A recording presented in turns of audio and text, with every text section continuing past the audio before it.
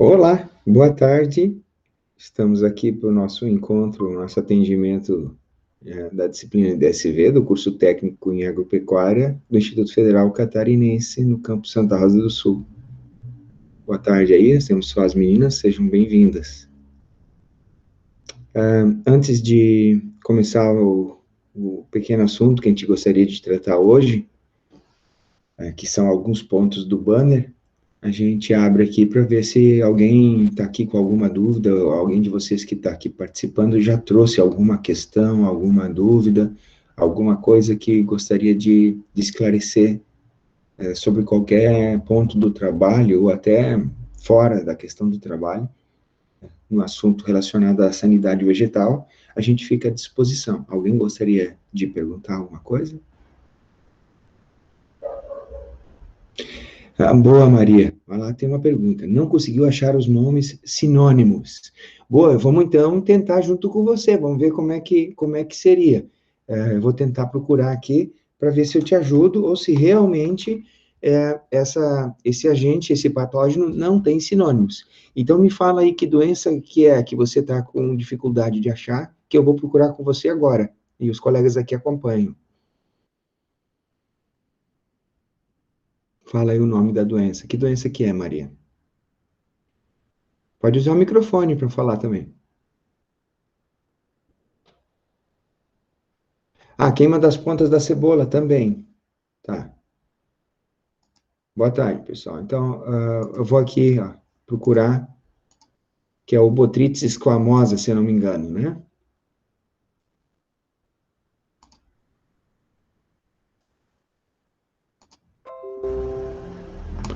Então, vamos lá. Queima das pontas, cebola, Botrytis, aí não sei se tem, onde é que é o Y ali, ele vai me corrigir. Squamosa, ó, já me corrigiu, tinha botado, não, até eu tinha colocado, não, acho que no lugar certo, tá? Botrytis squamosa, tá? Aí eu vou entrar no AgroLink, é uma forma de achar, então tá vendo que no AgroLink tem as informações, aqui ele não traz as sinonímias, então não adianta ler, tá? Tá? Aqui tá no comunicado técnico da Embrapa, vamos dar uma olhadinha no comunicado técnico da Embrapa. Queima das pontas. Botrytis squamosa. Nem todos têm, tá? Mas vamos fazer o seguinte, ó. Eu vou colocar aqui, ó, Botrytis squamosa, taxonomia, um jeito de achar.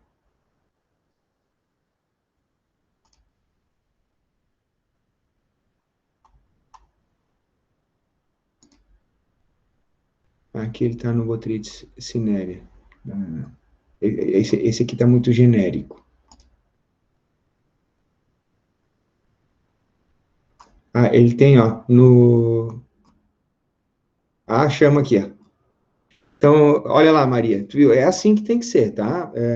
Eu escrevi taxonomia, Botrytis escamosa taxonomia. Eu poderia colocar também sinônimos. Vamos ver.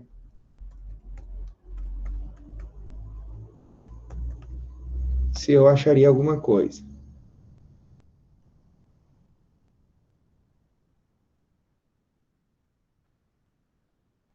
Não, eu vou voltar lá na taxonomia, tá? Minha sugestão para ti, então, e para os colegas que tiverem dificuldade de achar os sinônimos, eu botei Botrytis squamosa taxonomia. Lembrando que taxonomia a gente falou um pouquinho semana passada. Taxonomia é um ramo da biologia que trata desta questão, de dar nomes aos seres vivos, dar nomes científicos.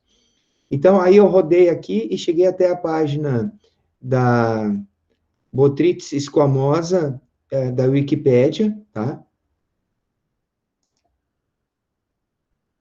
Ele vem agora com essas coisas de propaganda aqui do Wikipedia, eles querem que você pague, né?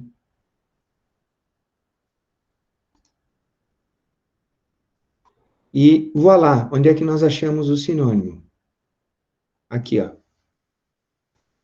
Claro que veio que nesse teu caso não é a coisa mais simples, ó. Botrytis squamosa teleomorfo, que seria o seguinte, uma outra forma, né, do fungo, e aí ele é chamado de Botriotinea squamosa. Então, tá aqui, chamam já um sinônimo para o Botrytis squamosa. Ele é chamado também de Botryotinia squamosa. Então, uma dica aqui é colocar a palavra taxonomia junto com o nome científico e sair procurando, tá?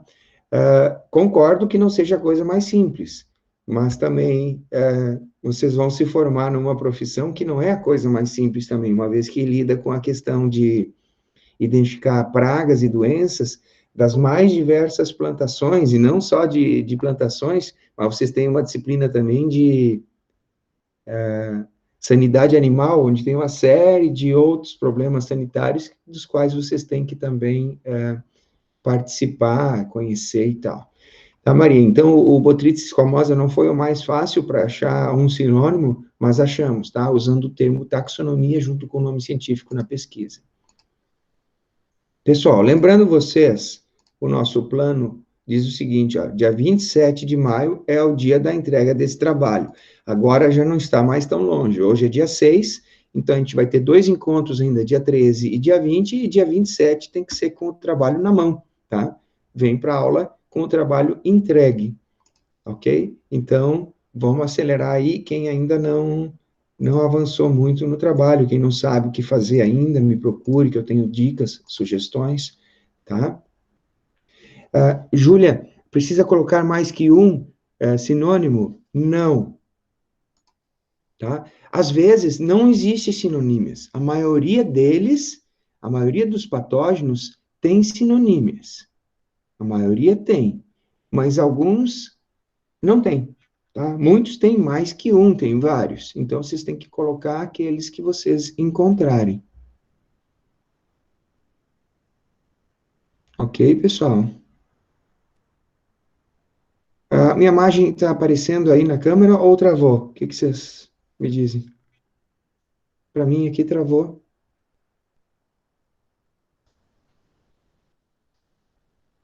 Tá, tudo ok. Beleza, alguém mais quer fazer alguma pergunta?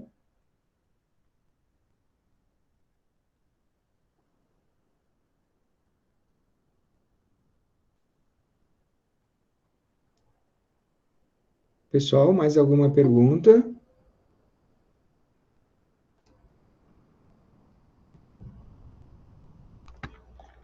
Se não, então a gente vai falar dos 2 pontos que a gente propôs para falar hoje, que é os nomes em inglês e em espanhol,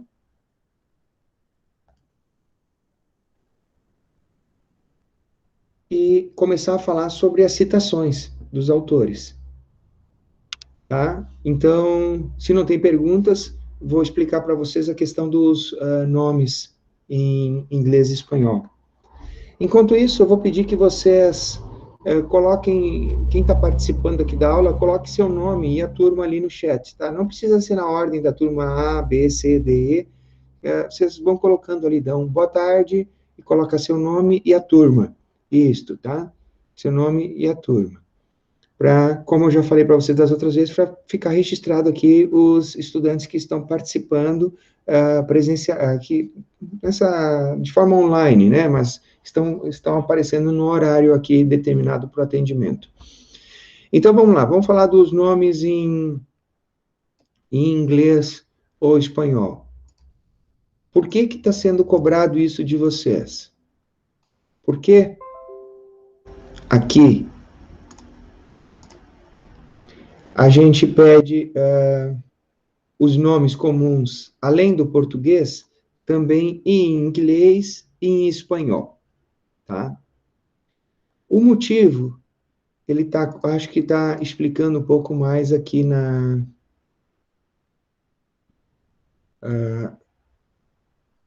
nesse quadro de orientações que eu passei para vocês também.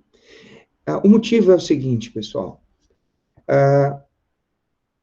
Em espanhol e em inglês, são 2 línguas muito mais utilizadas no mundo do que no português.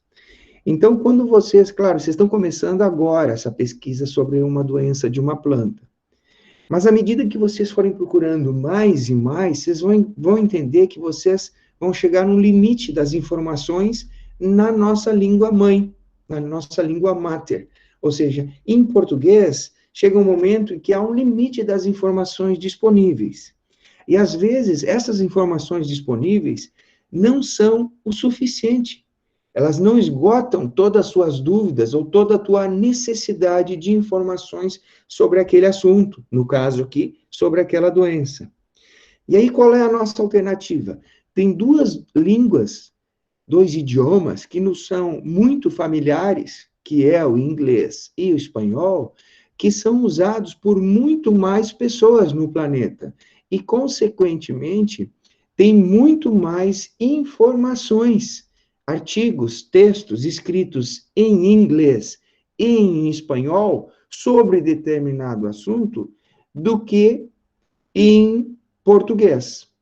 Então, claro, nesse momento, eu não estou pedindo que vocês pesquisem também artigos sobre a doença em português, em inglês e em espanhol, mas pelo menos consigam descobrir como essa doença é chamada na língua inglesa e como ela é chamada na língua espanhola, tá? E isso significa o seguinte: não pode usar o tradutor. Se usar o tradutor, vai dar erro. Eu vou mostrar para vocês. Então, eu vou mostrar um exemplo para vocês. Vamos supor que a gente está falando de uma doença da pinta preta no tomateiro. Tá? Quem tem pé de tomate em casa já viu uma coisa parecida. Dá essas manchas aqui, ó, na folha do tomate, tá? É um fungo. Certo, pessoal? Ó, pinta preta no tomate. Dá essas manchas aqui nas folhas. Tá? Alguém de vocês já viu o tomate com essas manchas nas folhas? Essas manchas que parece que tem um halo, assim, ó. Elas têm um desenho em volta, vários desenhos, assim, a gente chama de círculos concêntricos. Já viu? O Júnior lá falou que já viu, né? É muito comum. Basicamente, Douglas também, quem planta um tomate em casa, é inevitável que essa doença apareça, tá? O que o agricultor vai fazer, ele vai tentando manejar. Problema no meu pé de tomate cereja, isso aí mesmo, Gabriel, tá? Então, nós estamos falando dessa doença. Aí a questão é, como ela é conhecida em espanhol ou em inglês, se eu quiser saber mais informações sobre ela, além das que eu encontrar em português, tá? Aí, vamos lá, tradutor. Aí, vamos lá, português e inglês. Se eu botar assim, ó, pinta preta do tomateiro, até que ele não errou muito, mas ele errou, botou, ó, Black Spot of Tomato. E não é esse o nome da doença em inglês. Tá? A gente já vai ver como é o nome da doença em inglês. Então, não deve se usar o tradutor. Então, eu estou fazendo aqui, mostrando primeiro como não fazer. Vamos ver para o espanhol. Em espanhol, ele seria chamado mancha negra de tomate. E quem fizer desta maneira vai estar errando. Então, qual é o jeito de descobrir? Primeiro tem que saber o nome científico, tá? Da pinta preta. Pinta preta, tomate, agente causal, tá? Aqui, ó. Então, ele tá, aqui já achei, ó, no material da Embrapa, que o nome do fungo é Alternaria solani, tá? Aí tem sinônimos, Alternaria tomatofila, Alternaria cretica, tá? Mas eu vou ficar com Alternaria solani. Aí eu boto o nome do fungo ali, tá? E coloco algumas expressões na língua que eu estou procurando. Por exemplo, isso está lá na sugestão já. Eu posso colocar folhas, porque é uma doença que ataca folhas, tá? E folha em espanhol chama hojas. E já está ali até já pré-preenchido. Eu posso colocar doença, que chama enfermedade, tá?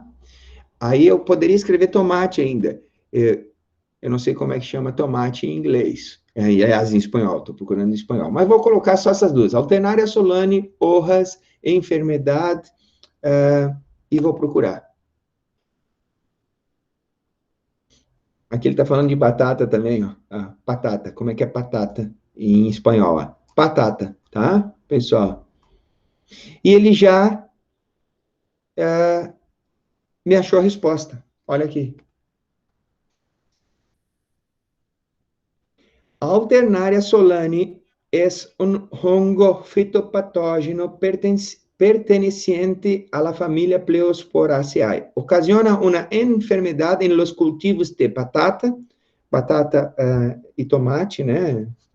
No tomate também, mas conhecida como tissón temprano. Então, está aqui o nome da doença, ó. Tissón temprano. Podemos até confirmar. Eu vou colocar tissón temprano, tá? Tomate, descobri que tomate em espanhol é igual a tomate em português, tá? Tissón temprano, e eu coloco imagens, e vamos lá, ó. A gente obteve a mesma doença que a gente está procurando, aquelas manchas lá no tomateiro, aquelas manchas que vocês ali me falaram que já identificaram. Entenderam? Então, ó, tissón temprano é o nome da doença em espanhol. Bem diferente de mancha negra, que seria o uso do tradutor. Então, nunca vou encontrar informações da doença Alternaria solani, a pinta preta do tomate, em espanhol, se eu não usar os termos corretos. Vamos fazer a pesquisa em inglês, da mesma maneira. Eu escrevo Alternaria, que é o nome do fungo. Vou escrever tomate em inglês, isso você sabe como é que é? É tomato, beleza? Alternaria solani tomato. Vou escrever folhas, ou folha, como é que é folha em inglês? Leaf, e doença ainda, que é disease. Beleza, procuro. Tá aqui, ó, e já achamos. Na própria Wikipédia. Alternaria solani is a fungal pathogen that produces a disease in tomato and potato plants called early blight. Ou seja, uma doença no tomate e na batata chamada early blight. Esse é o nome da doença, tá? Vamos fazer aquela conferência para ver se está certo. Ó, early blight, tomato, e vamos para as imagens. E voilá, é exatamente disso que nós estamos falando, essa doença, early blight, tá? Então, veja, não é black spot que é o resultado da tradução.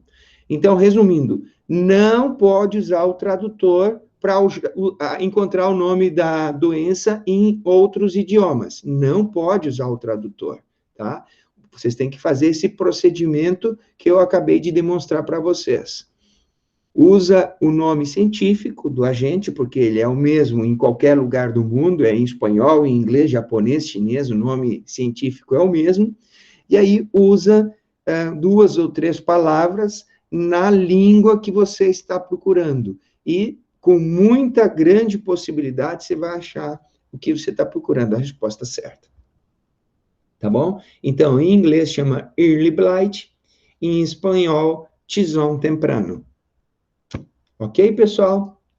Então, primeira parte do que nós queríamos falar está vista. Como eu descubro o nome em espanhol da doença e como eu descubro o nome em inglês da doença. Sobre esse ponto, alguém gostaria de perguntar, comentar? Esses são 2 pontos que nós vamos trabalhar hoje, tá? Esse foi o primeiro. Sobre o nome em inglês e o nome em espanhol. Alguma dúvida? Vamos tentar depois?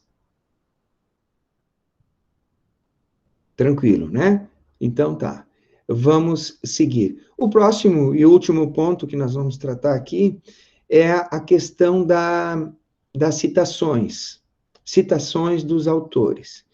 Vocês já viram que quando lê um texto técnico, científico, é muito comum aparecer os autores que foram consultados para aquele documento, como eu fiz no próprio modelo que está lá no SIGA para vocês. Tá? Essa é uma parte acadêmica, científica, até meio chatinha, tá? Porém, não tem como escapar disso. Eu já comentei semana passada com vocês.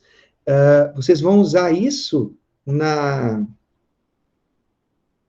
no relatório de estágio, por exemplo. Vocês vão ter que fazer citações dos autores que vocês consultarem, e vocês vão ter que escrever uma bibliografia, ou seja, anotar as referências, os livros ou sites que vocês consultaram, certo? Então, isso que eu estou explicando aqui, para que faça parte do trabalho, a ficha da doença, vai ter grande utilidade para vocês que vão fazer o relatório de estágio. E vejam, o Instituto já decidiu, eu não sei se vocês estão sabendo, se não tiver, ficam sabendo agora em primeira mão, o campus aqui do Instituto já decidiu que vocês vão poder entrar para o estágio depois de ter completado o segundo trimestre desse ano. Vocês, alunos da segunda série, ao finalizar o segundo trimestre, já poderão, se quiserem, não é que terão que fazer, poderão. Está aberta a possibilidade de vocês fazerem o estágio. Ou seja, vocês não precisam terminar o segundo ano completamente para ir fazer o estágio. Vocês sabiam disso já?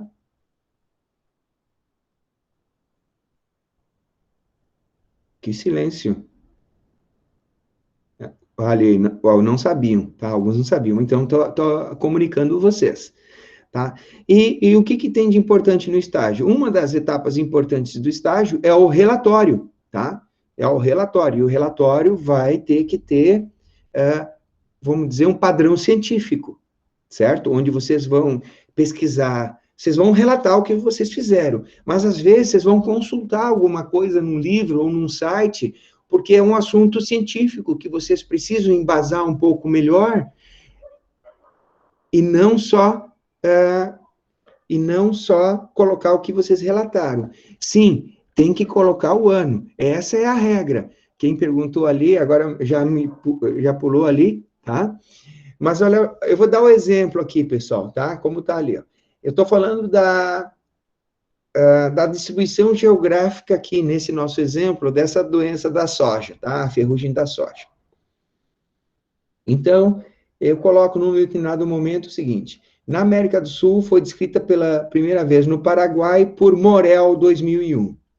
Sim, tem que ter o nome do autor, o sobrenome, na verdade, é o sobrenome do autor, a primeira letra maiúscula, as outras letras minúsculas e o ano entre parênteses. E isso, se o autor estiver sendo citado, comentado dentro do texto, tá? Uma outra maneira de citar o autor é você colocar toda a frase a qual você consultou, a qual você se inspirou, e apenas ao final da frase colocar o autor e o ano. Aí a regra, nós estamos falando aqui de regra da ABNT. Aí a regra é diferente. Quando é no final da frase, como nesse exemplo, olha aqui, eu fiz os exemplos já mesclados. Vocês não precisam usar os dois modelos no texto de vocês. Vocês podem usar só um tipo de citação, tá? Mas olha aqui, por exemplo, no Brasil está presente, aqui é sujeito oculto, né? Ou seja, esta doença, né? Porque eu continuo no mesmo parágrafo. No Brasil, esta doença está presente em quase todas as regiões do país e vem gerando preocupação nos sojicultores por causa da sua dificuldade de manejo. Pronto, eu coloquei toda a frase, aí eu coloco o autor, Bayer, aí é todo ele maiúsculo, vírgula, o ano, ou seja, tudo fica dentro do parênteses. Enquanto que, quando o autor é citado dentro do texto, ele não vai dentro do parênteses, só a primeira letra é maiúscula, e aí só o ano vai dentro do parênteses.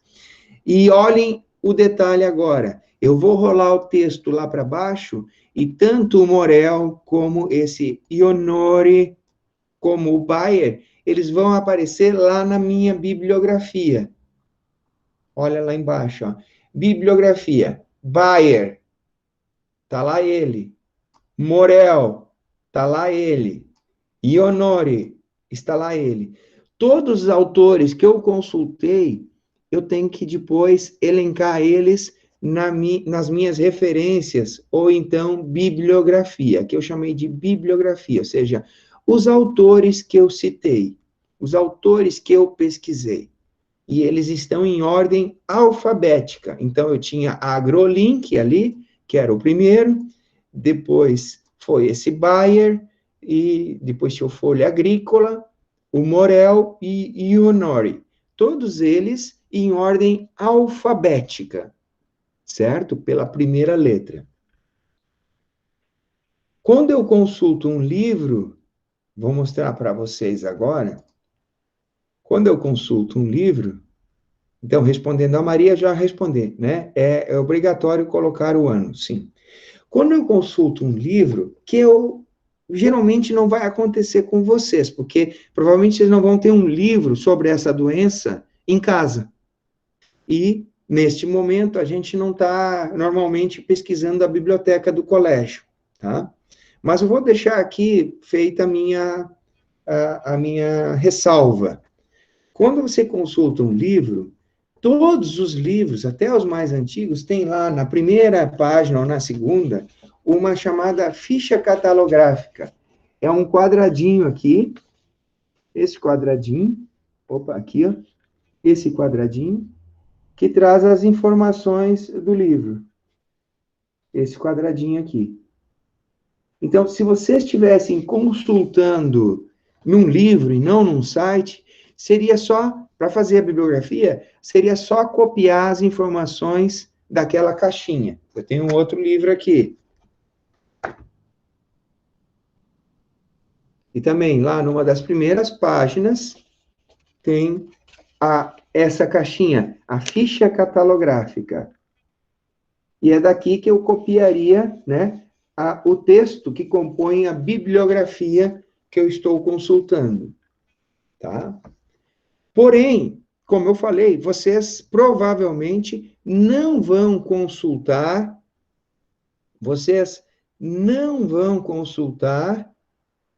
um, um livro.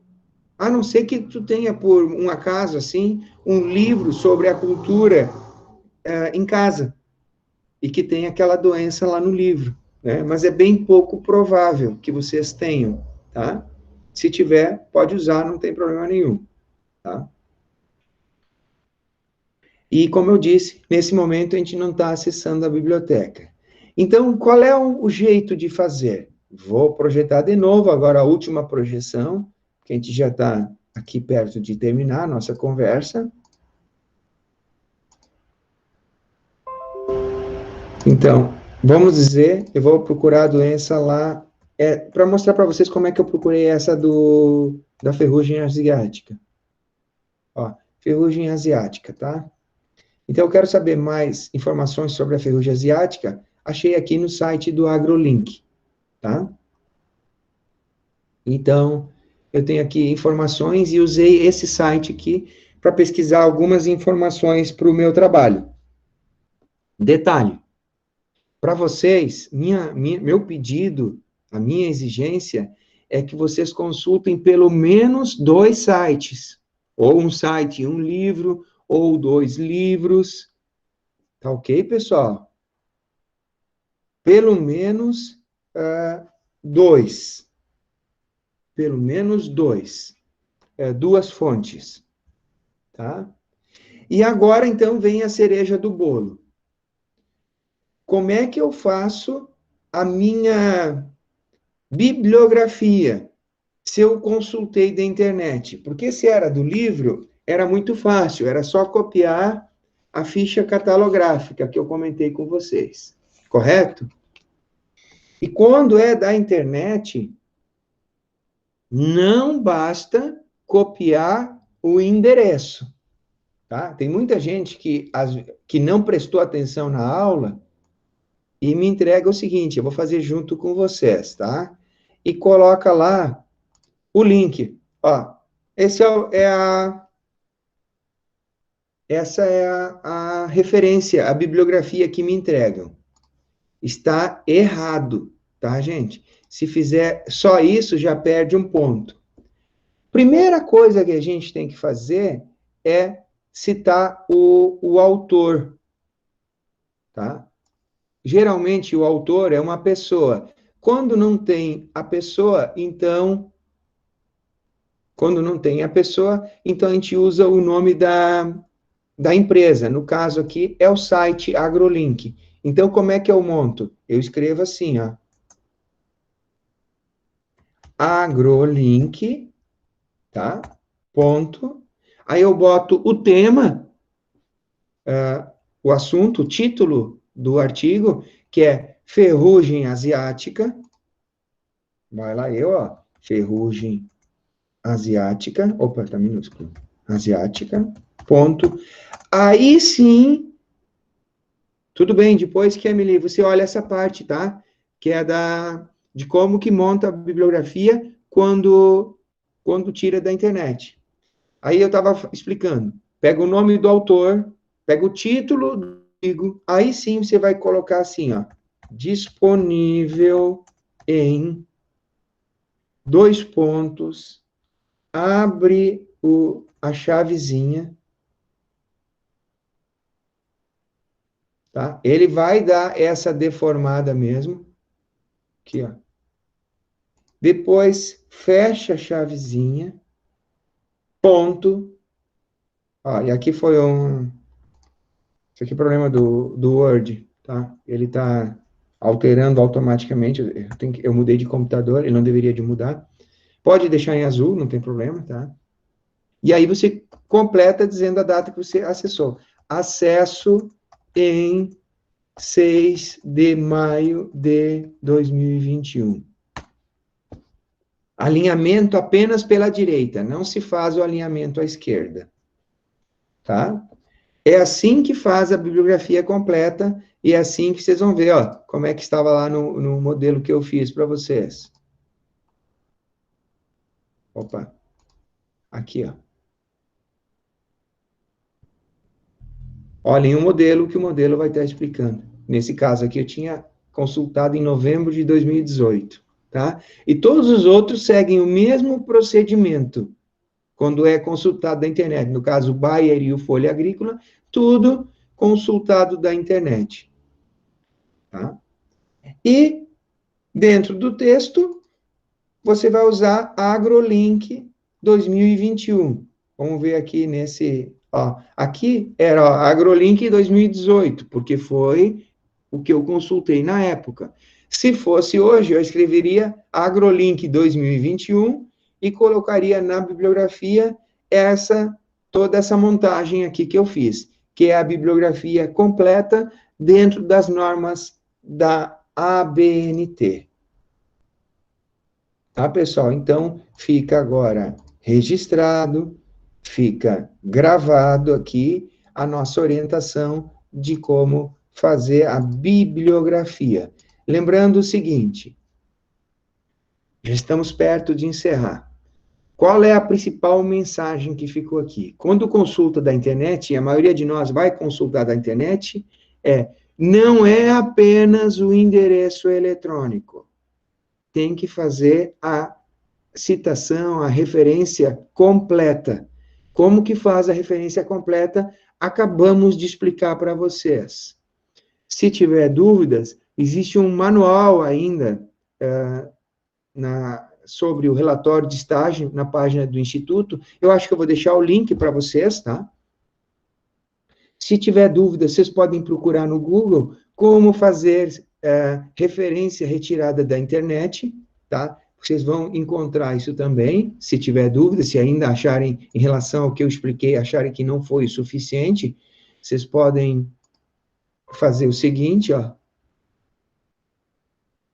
Como fazer referência retirada da internet, tá? E olha aqui, aí eles estão explicando bem certinho, ó. Autor, ó, sobrenome, nome, título da matéria, nome do site, o ano, disponível em, aí bota o endereço, o URL é o endereço, acesso em dia, mês e ano. E aí vocês vão encontrar aí modelos, tá? Vão achar vários modelos também na internet. E por que que o professor está falando um assunto tão chato desses com vocês? Já expliquei, né? É porque vocês vão fazer relatório de estágio, que é no mínimo esse documento vocês vão precisar fazer, e lá vai ter a bibliografia, e lá vocês vão consultar coisas da internet, e vai ter que ser dentro desta regra que eu estou hoje passando para vocês. Tá ok, pessoal? O recado que a gente queria dar hoje, aqui em DSV, era esse. Eu fico agora aqui à disposição para dúvidas, opiniões, críticas, sugestões de vocês. Aproveitem o tempo, que a gente está acabando um pouquinho mais cedo, e podem falar, perguntar. Alguém tem alguma coisa que gostaria de falar?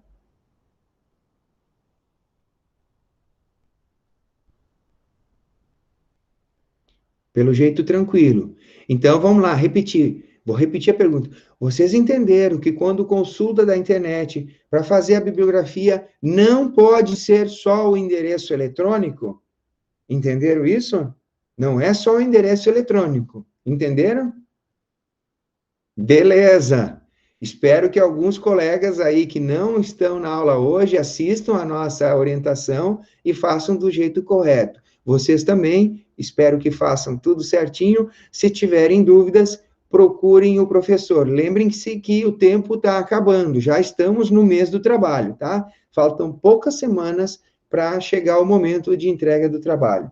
Pessoal, quero agradecer a atenção de vocês, a companhia, a paciência e desejar um bom final de semana e dizer que eu aguardo vocês ansiosamente na quinta-feira que vem. Um abraço e fiquem bem. Valeu, tudo de bom. Tchau, tchau.